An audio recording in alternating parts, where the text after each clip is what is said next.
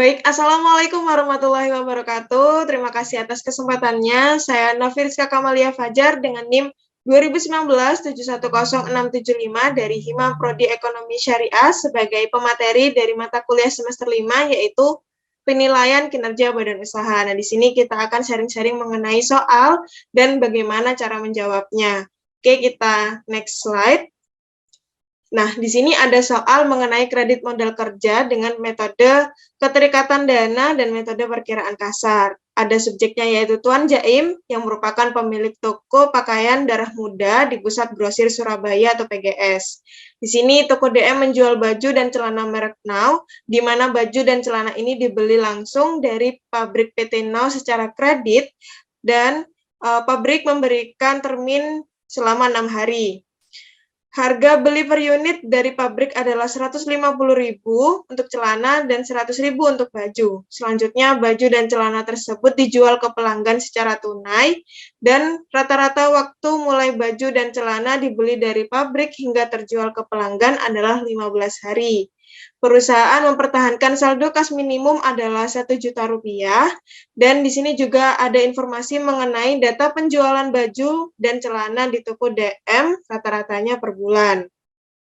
Nah, di sini tepatnya yaitu ada tabel penjualan di mana ada volume dan harga per unit dari celana dan baju. Yang pertama, celana dengan volume 180, harga per unit yaitu 200.000. Dan ada volume baju 450 dengan harga per unit yaitu 150.000. Nah, di sini toko DM mempekerjakan 3 orang pegawai yang terdiri dari 1 orang pegawai administrasi dengan gaji Rp4.500.000 per bulan dan 2 orang pegawai harian dengan upah Rp100.000 setiap orang per bulan.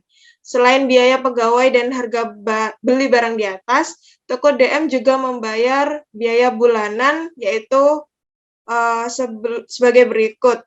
Sewa toko yaitu Rp6.000.000, listrik dan telepon Rp750.000, dan lain-lain Rp300.000. Lalu, dari informasi di atas, kita diminta untuk menjelaskan dalam kondisi informasi keuangan mengenai calon debitur seperti apa untuk metode keterikatan dana atau metode perkiraan kasar yang tepat digunakan. Lalu kita juga diminta untuk menghitung besarnya kebutuhan kredit modal kerja untuk toko DM dengan metode keterikatan dana jika diasumsikan perusahaan bekerja 30 hari sebulan. Lalu kita juga diminta untuk menghitung besarnya kebutuhan kredit modal kerja untuk toko DM dengan metode perkiraan kasar, yaitu diasumsikan jika harga beban pokok penjualan 85% dari harga jual atau nilai omset penjualan, juga ada diasumsikan perusahaan bekerja 30 hari sebulan. Oke, itu tadi soalnya, kita beralih ke jawabannya. Bagaimana cara menjawab jika terdapat soal yang seperti ini? Nah, di sini ada jawabannya. Untuk 1A, tadi kita diminta untuk metode apa yang tepat dan bagaimana cara debitur dalam menganalisis masing-masing metode. Yang pertama, ada metode keterikatan dana. Ini tepat digunakan untuk menganalisis usaha mikro dan kecil. Kenapa? Karena informasi keuangan yang tersedia sangat terbatas, namun perusahaan memiliki catatan mengenai pengeluaran tunai harian, persediaan barang, dan piutang. Jadi 3 poin ini merupakan titik penting dari metode keterikatan dana. Di sini juga ada metode perkiraan kasar, itu digunakan untuk analisis calon debitur yang tidak memiliki laporan keuangan, di mana data-data posisi keuangan seperti piutang usaha, persediaan, dan hutang usaha diperoleh dari hasil wawancara dengan debitur. Nah, itu ada 2 berarti yang tepat digunakan untuk menganalisis, yaitu metode keterikatan dana dan juga ada metode perkiraan kasar. Lalu selanjutnya, untuk jawaban 1B.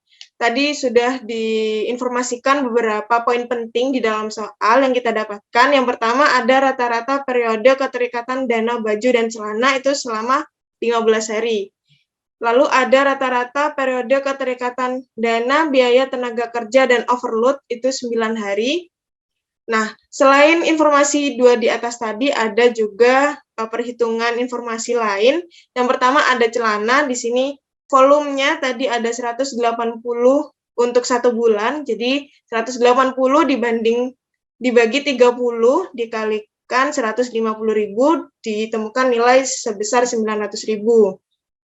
Lalu ada baju dengan volume 450 untuk 1 bulan, jadi 450 dibagi 30 dikalikan 100.000, yaitu ada 1.500.000. Gaji pegawai administrasi ada 1 orang tadi dengan gaji untuk 1 bulan yaitu 4.500.000, jadi 1 dikalikan hasil pembagian dari 4.500.000 dibagi 30 hari. Jadi ditemukan 150.000. Lalu ada upah pegawai harian, tadi ada 2 orang untuk 1 bulannya memiliki upah 100.000. Jadi dikalikan ditemukan harga 200.000.